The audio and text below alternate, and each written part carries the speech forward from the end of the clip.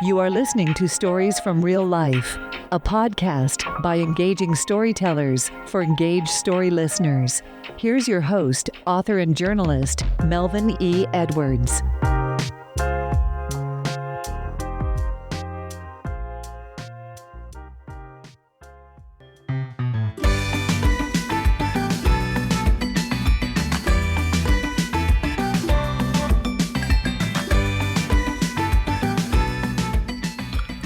Hello, and welcome to this March 5th episode of Stories from Real Life. I'm your host, Melvin E. Edwards, and I'm happy to be joined on today's show by travel agent Rachel Taylor. Rachel, welcome to Stories from Real Life. Thank you for having me. I'm excited to be here. Rachel Taylor is a no-cost travel agent driven by a knack for research, a passion for discovery, and a love for Disney theme parks. Rachel has been married for nearly 2 decades and has 4 children, ages 11, 9, and then the 5-year-old twins. They make their home in Georgia, which means we've had back-to-back episodes with guests from that state. So, Rachel, let's go right into the questions. Okay. Have you always had a love for travel? It's a good question. I've not always had the ability to travel or done a lot of traveling all growing up. I've never not loved travel. It just wasn't always something that was available to me or kind of on my radar. So growing up, we really didn't travel much. So like you said, I live in Atlanta, grew up in Atlanta, so Atlanta native. So we always had easy access to, if we did anything, we'd maybe go to the beach in Florida every now and then, not super often. But I've always, I guess, liked the idea of it. And I actually grew up in a small town about 30 miles outside of Atlanta. But we went to church in downtown in Atlanta. And so 2 or 3 times a week, we were there all the time. And so we were in the city, which was just kind of normal to me. And I can remember friends and, kids in the neighborhood like, you went into Atlanta today? Yeah, that's what we do. So I kind of had a taste for the big city and always liked the idea of that. Like, I want to live in a big city. I want to go see the big cities. So I think the first time I actually flew on an airplane, I was probably 14 and flew to New York with my family and just like instantly fell in love. Just the lights, the sounds, just always something going on. It was just so exciting to me. And so I'm like, okay, I always felt like I was a city girl at heart. I guess I really am. So I loved that. And that was kind of the first place. We went there actually several times when I was in my teenage years. So I guess that was kind of my first taste of it a little bit. And then let's see, when my husband and I got married, we got married young. I was 23, so pretty soon out of college. And we, even though I hadn't traveled a lot, I was more adventurous than my husband. And so I pushed him. I was like, we got to at least go to another country. Like, we can't stay in the U.S. So we ended up going to Cancun. I like twisted his arm and talked him into that, which these days he would completely be on board. But at the time, we're both kids and it's all new. And he's a little slower to kind of step out of his comfort zone. So I'm like, okay, got him there. This is going to be great. So we stayed at an all-inclusive. So that was our first time experiencing anything like that. And it was fun in a lot of ways, but it's funny. I envisioned in my head, we're going to do all these things. We're going to go on all these excursions and experience the culture. My husband's like, no, I like it right here in my cozy little resort. We don't need to go anywhere. So I did talk him into doing one excursion. Was all he was going to do. So I'm like, okay, I can work with that. So I went down to the excursions desk to see what I could book. And I booked a glass bottom boat tour. And I thought, well, that sounds really fun. Just look through the bottom of the boat, see some fish, nothing too major. Not realizing that a glass bottom boat, you're under the water. Felt like, you're just all sitting in a row, front to back, kind of feel like you're in a submarine, which isn't really good for people who get motion sickness. So our one excursion was not very fun at all, but I survived it. And anyway, but we still loved, that was, I think, kind of warmed us both up to it a little bit and got, just kind of got my husband especially warmed up to it a little bit more, that he was open, as time went on. But then I think probably, and I never really even fully thought about this until recently, and even preparing to talk to you today, Melvin. So one of my not my very first job, but my first corporate job out of college, I worked in Treasury Department for a large quick service restaurant chain. And my boss in Treasury, he's actually from South Africa. That's where he was born and raised. But he's now a U.S. citizen. But he's probably the biggest traveler I've ever met in my life. And he and his wife, take at least one massive, huge trip every year, sometimes more. And he was just so encouraging to everyone. Like, there's such a big world to see. There's so much out there. You're not meant to stay in one place. And one thing he encouraged me to do was to just get a passport, not for a particular reason, but I never had a passport. Because back, on 2005, when we went on our honeymoon, you didn't even have to have the passport to go to Cancun. Now you do, but to go to Mexico at the time, you didn't have to. So we got our passports. Like, he says we should get our passport. I guess we'll get our passport. And then not long, I don't know if it was weeks or months afterwards, but not long after, some friends of ours, we just had a completely last minute opportunity to join them on the first leg of their trip to Europe. That's actually where they were. She was from Germany, where she grew up, and her husband was at an American school there. His dad was in the military, and they're got to be some of our dearest friends. But they were going to visit family and vacation too. And I don't remember the exact circumstances, but somehow it just presented itself at the last minute. And it's like, you want to go to Europe a week from now? And we're like, well, we've got work. I don't know how that's going to work out. My husband's always been self-employed, so it was easier for him.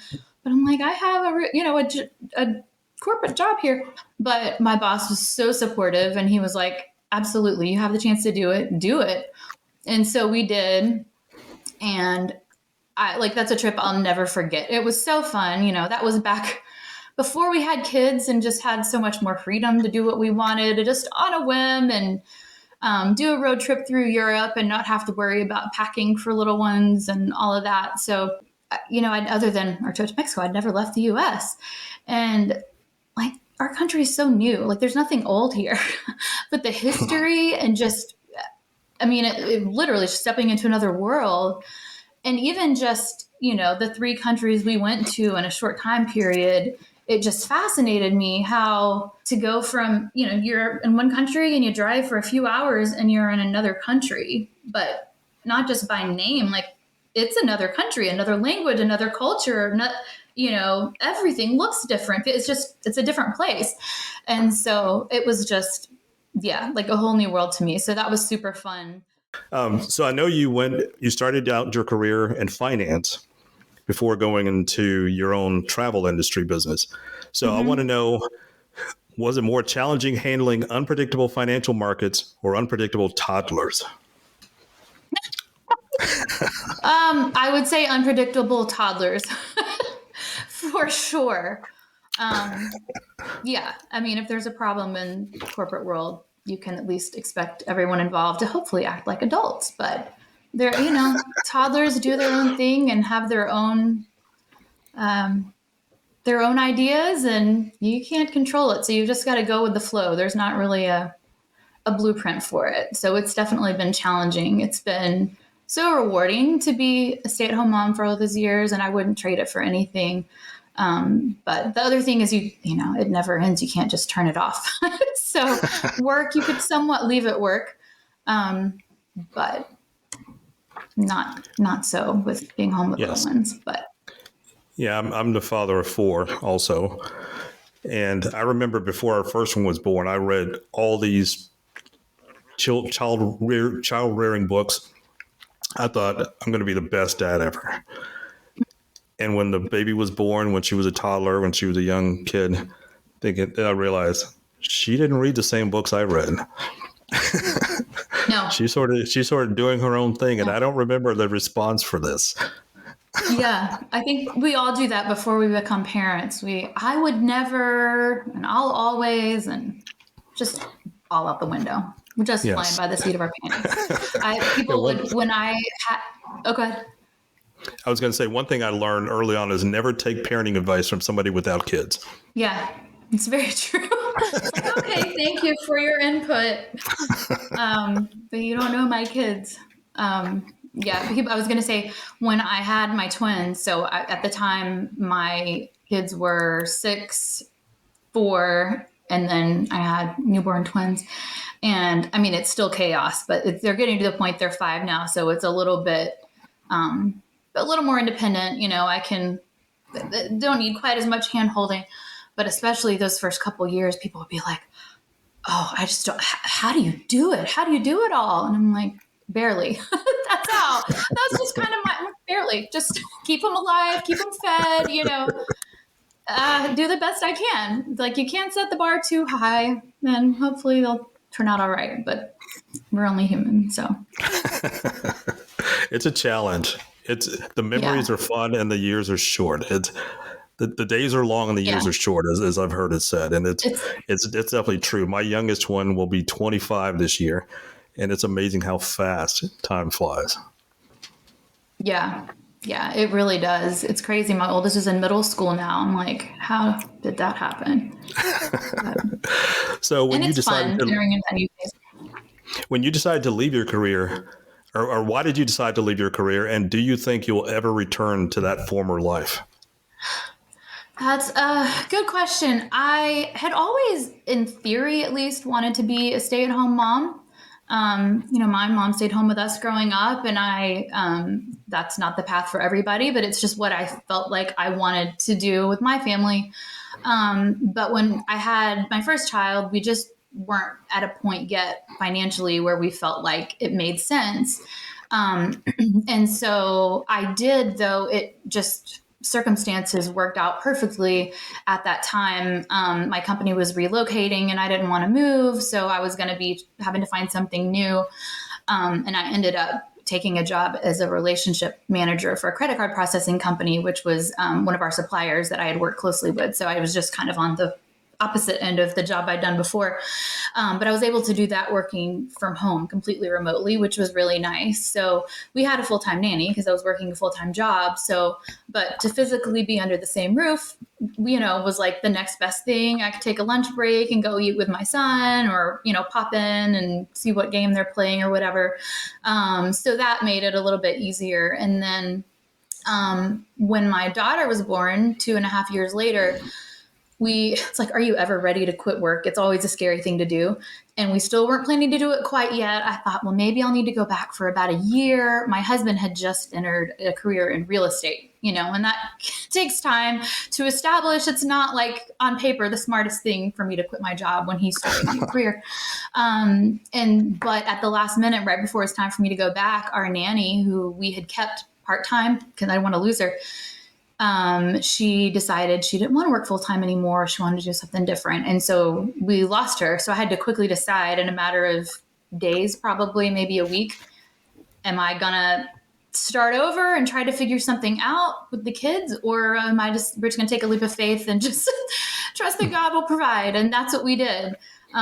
So I was like, hey guys, I really did plan to come back, but it's not going to work out. So I'm done. And it thankfully worked out for the best. So grateful it worked out as well as it did. And it's been fine. So no looking back. So that was kind of the slow process to get to that point. But I've been grateful to have gotten there. Nice. Okay, so let's talk about your travel agency and your travel experiences. So tell us about Vacation Magic by Rachel. Is this Rachel person conjuring up vacations by doing some kind of magic? Is this some kind of like Harry Potter kind of deal? I wish. If I figure that out, I'll let you know. That would certainly serve me well in this industry. So our family, we like to travel, since having kids, it's kind of harder to do as many elaborate overseas type trips. We sort of put some of that on pause for a while. But we go to Disney a lot. Living in Atlanta, it's a pretty easy drive. Sometimes I think I love Disney more than my kids do.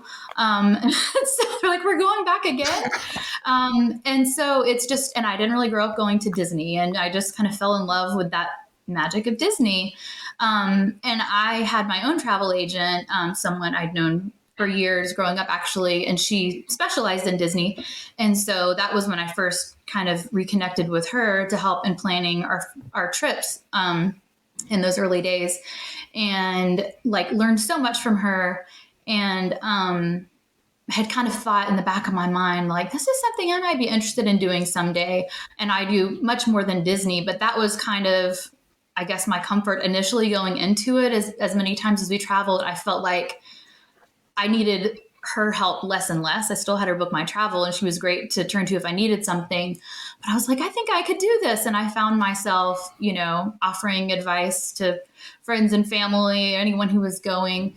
And so just that magic is just something that, I don't know, stirs something in me and inspires me. So it's kind of a nod to that, but also I just I try to infuse that in everything I do. I really like to try to think outside the box for my clients, and find ways to be creative. And, for booking a cruise, it's like, hey, we could put a large family, 3 in this room and 2 in that room, or we could do floor or different configurations that'll get you a better deal depending on the situation and things like that. And I was doing something similar to that the other day, and my client said, and I said, are you okay doing it with this way or this way? And she was like, yeah, go ahead, work your magic.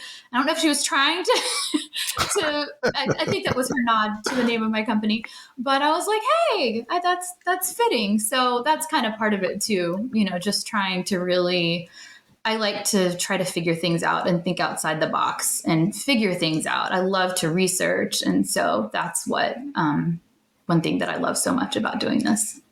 All right. So what's your favorite part about booking a trip for someone else? That's a good question. Just feeling like I'm able to make a difference. And honestly, I love travel, but I love the process of it all. So even when I'm not actively planning a trip for myself, I always tell my clients, I feel like I'm, just living vicariously through you. So, I know how much joy it brings me and my family. And so to be able to help someone else make that become a reality for them is really rewarding. And I love that. And the other thing I love is when I get to surprise my clients with free money. So sometimes that can be an advantage to booking with a travel agent. I always try to go back. You can't do it in every case, but with a lot of suppliers, even if you book at a certain rate, they'll let, as a travel agent, I can reprice someone if a better deal comes available. So I always try to kind of stay on top of it and see, I don't just book it and then leave them high and dry. So it's nice when I can be like, hey, surprise, I can save you $1,000. Here you go. Your refund's on the way or whatever. Nice. So yeah. So I did see something similar to that you did recently. You posted on social media about saving somebody $775. That's pretty nice. Yeah. I've actually got several families booked on the same cruise. So I repriced all of their rooms and they were really excited. And then a friend of mine and a client who's booked on another cruise at another time, she said, was I one of those? And I was like, well, not yet. I've been checking for you. And she said, I like that. Not yet. And then sure enough, I checked again that night and I was like, oh, surprise. And then was able to get her some better rates too. So yeah, so that's always money. Yeah. All right. So before I tell you this part, I'll make it clear. My son and his fiance have already booked their trip, so I wish I'd known about your service earlier. Oh, but that's if okay. they're getting married in May and going on a honeymoon. Okay. So if you soon, yeah. So if you met a young couple who were about to get married, what kind of honeymoon would you set them up on? What would be a fantasy type of honeymoon that you would be able to share and devise for them? Yeah. I think every couple is different. So, first I would, depends on what their budget is. Do they like adventure? Do they just want to relax and chill and not have to stress about anything? Do they have their passports? Everyone should have a passport. That's a lesson I learned many years ago. You should have it and be ready.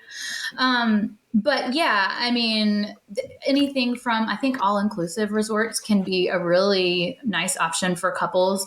And really for any budget. You can go to some more luxury resorts, adults only kind of thing. And if you want to splurge, but there are a lot of affordable places in the Caribbean and Mexico, that are, especially when you look at everything being included, that are more budget friendly than you might think. So that's always a good option.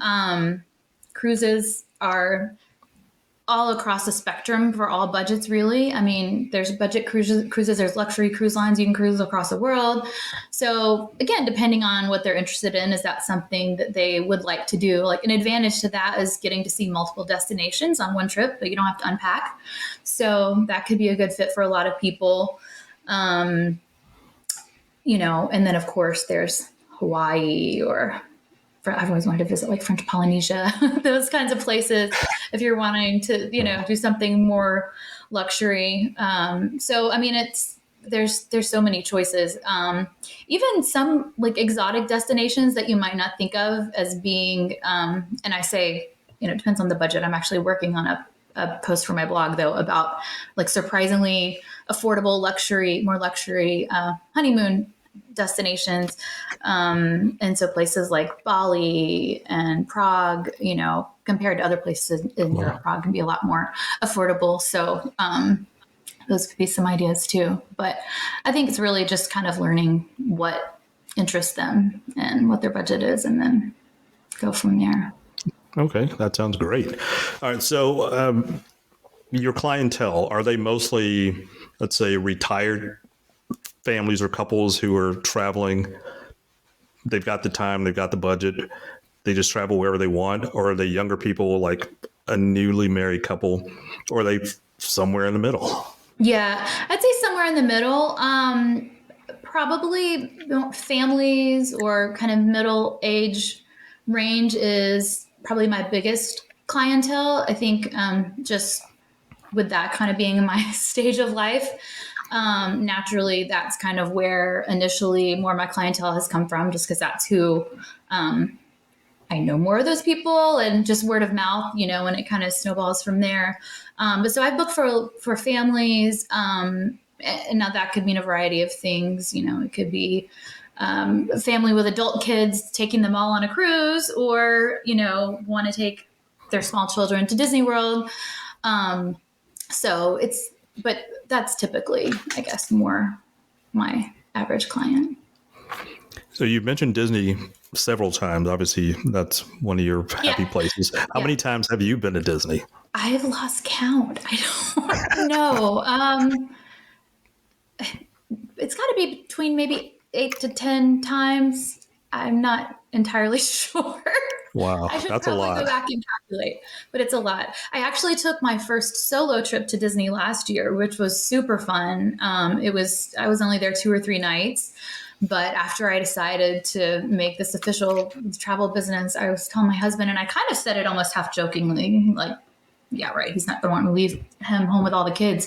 I was like, I could really benefit for like having a trip on my own. I mean, there's so many things that I can't really focus on when the kids are there as much as I know about Disney. I'm not going to take them in the shops because they're going to buy everything. I'm not going to, they're going to sit through all the shows.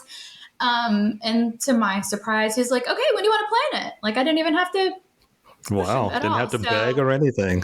No, I didn't. So I was very appreciative of his support, and it was, of course, a blast. It was during Food and Wine at Epcot. And so that's an example of the kind of thing that usually, we ride the big rides and are on our way. They're not interested in just moseying our way around the lake, stopping at all the little food kiosks. Like, that's not something for kids, but that's something a lot of people are interested in doing, not a kid's thing. As adults, especially. So it's like, well, I need to experience that. So it was really fun.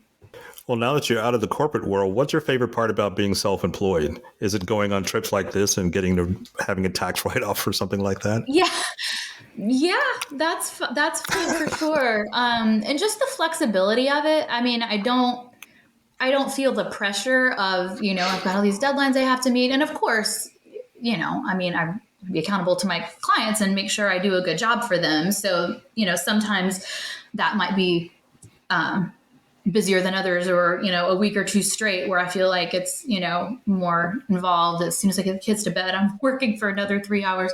And then other times it can be more, more relaxed, and I like being able to feel like I'm in control of my days, and I'm still able to be present, with my kids, like I've really, appreciated being able to do the last 8-9 years. So I like the flexibility of it, and it just doesn't really feel like work to me. It's fun. Like I I have fun. I go, even if it's not travel related, I just love to go down rabbit trails and figure things out. And I'm like, oh, that's interesting. Let me learn more about that. And then I just, go from there. So I kind of feel like I can do the same thing with travel. It's like a fun hobby, but. If somebody else, let's say a mom who's got young kids who might want to stay home and sort of do an agency like you're doing it, how do you get paid? You're a sort of, you don't charge your clients a fee. So how do you get paid from doing this? Right. It's all commission based. So I would say probably most travel agents are this way. Now, some will charge a fee, but I don't. It's just all commission. So what a lot of people don't realize is that whether it's a hotel chain or cruise line, whatever, Disney, they have that commission built into their advertised prices. So you're not going to save money by going directly to a cruise line or directly to a hotel to book. You're going to get the same rate, and in some cases, even a better rate with an agent. Sometimes we may have access to group rates or things like that behind the scenes, but so it doesn't cost anything extra. It's not like I'm inflating their prices. It's just I book it, through my agent credentials, and that's how I get paid. So kind of like a real estate agent or something like that. It would be like booking travel without an agent is kind of like buying a home without a travel or without a real estate, a buyer's agent. You don't have to, but you're just leaving the money on the table. So the seller's agent will get it. So. All right. So if someone has an unlimited budget, what one country or one area would you recommend they travel? Great question. Again, I think it depends on what they're interested in, what kind of clientele it is. But if it were me, oh gosh, my dream vacation, I guess, one of my top couple is I would love to do an African safari.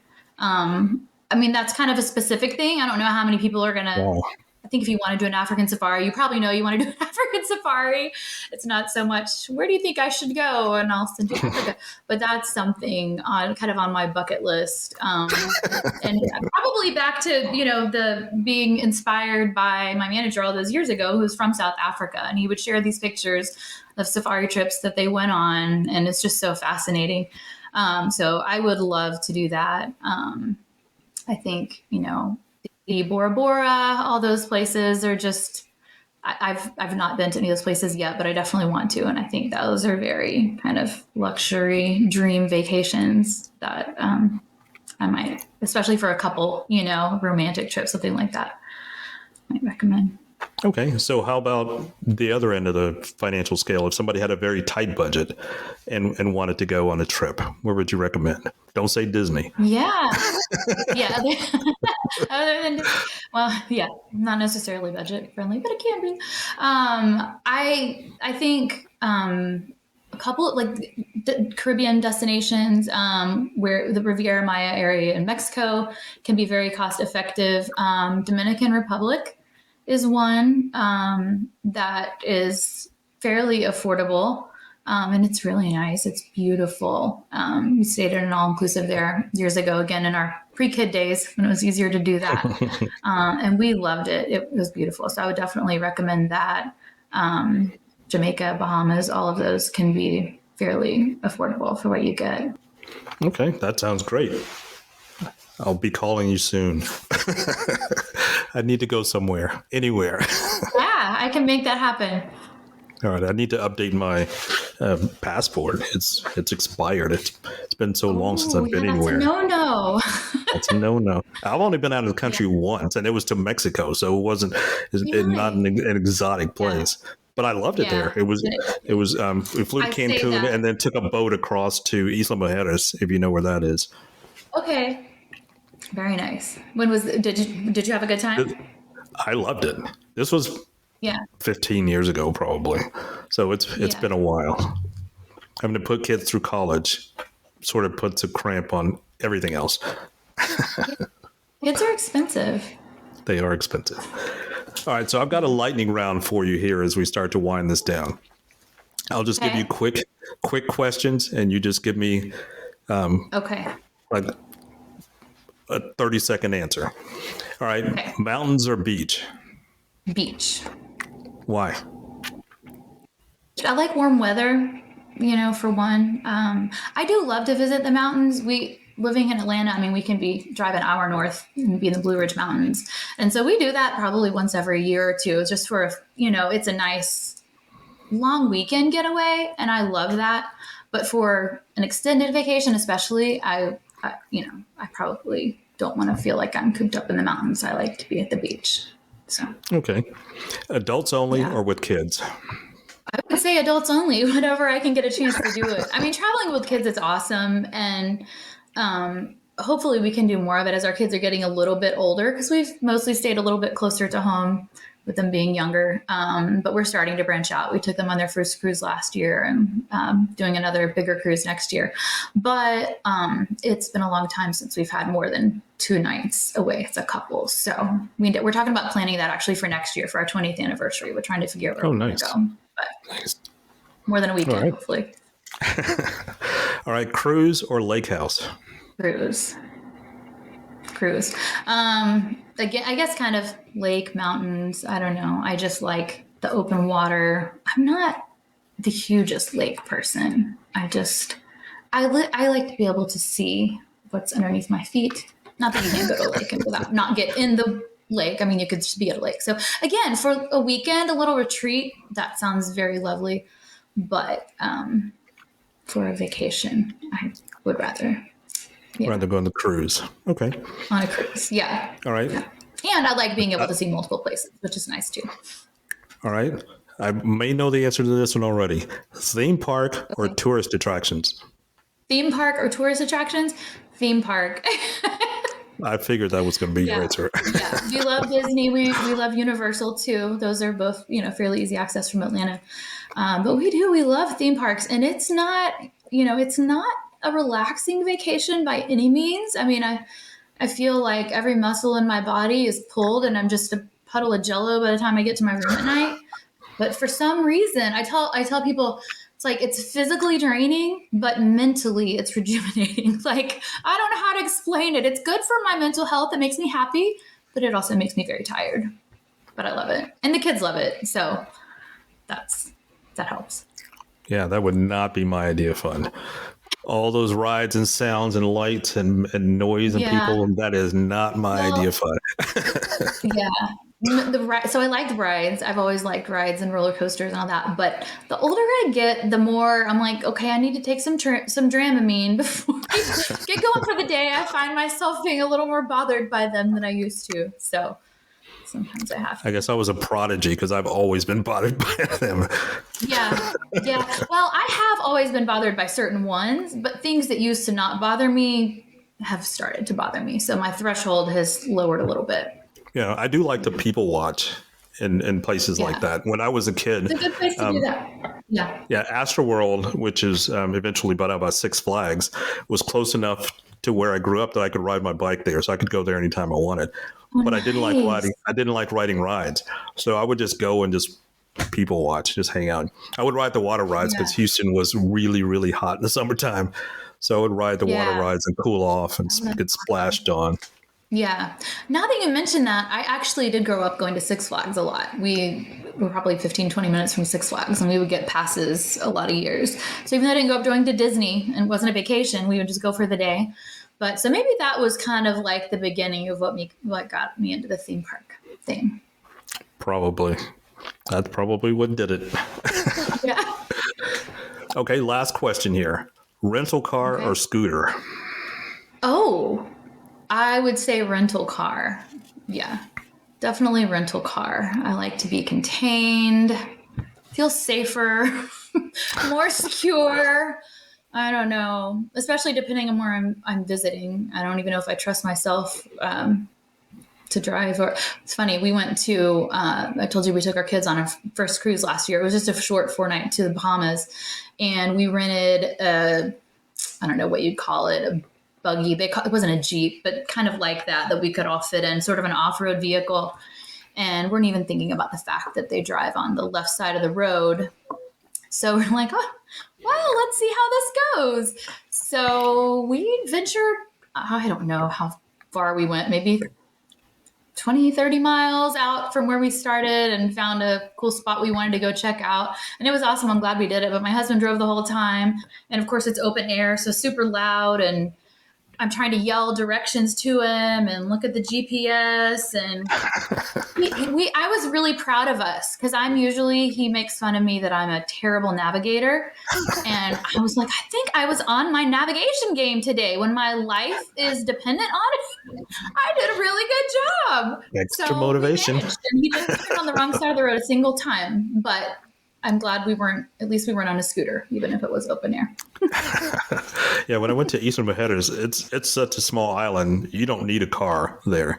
We rented a golf cart and rode around the island in the golf cart, and that was fun. I enjoyed that, and I thought that's where I want to go. Someplace where I can ride in the golf cart and not have to drive a car and try to figure out which side of the road and get directions. I can just ride. I like that. Yeah. I think I feel safer in a golf cart than a scooter. Okay. So rental car or a golf cart? Or golf cart. Oh, we're modifying the question. Depends on who it is, but maybe a golf cart. That would be fun. We had fun in our little off-road vehicle. I think that would be fun to try. Okay. All right. So is there anything else that you would like to add that I haven't already asked about? I don't really think so. I've enjoyed this. I'm just so excited you invited me to be here and honored that you would have me, and just excited to have a chance to share more about travel because it's something that I love, and about my business, Vacation Magic by Rachel. And that's awesome. Yeah. I will put the link in the show description. Okay. Thank you. So our guest today has been travel agent Rachel Taylor. Rachel, thank you for joining the show. I've enjoyed having this conversation and having you on the show, and we'll continue to follow you on Twitter or X, whatever you call it. And I hope people will reach out to you when they plan their next trip. And Facebook as well. I'm even more active on there. Okay, that's awesome. So thanks a lot for joining me today. That's it for this episode of Stories from Real Life. Join us again next time for another great storytelling journey. Until then, don't forget to shine your light wherever you go.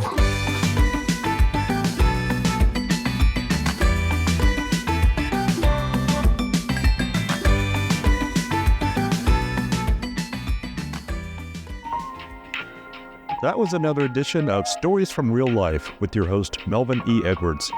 Join us again next time for more stories about more things than you can imagine. Some of those true stories may even be about real life. See you next time.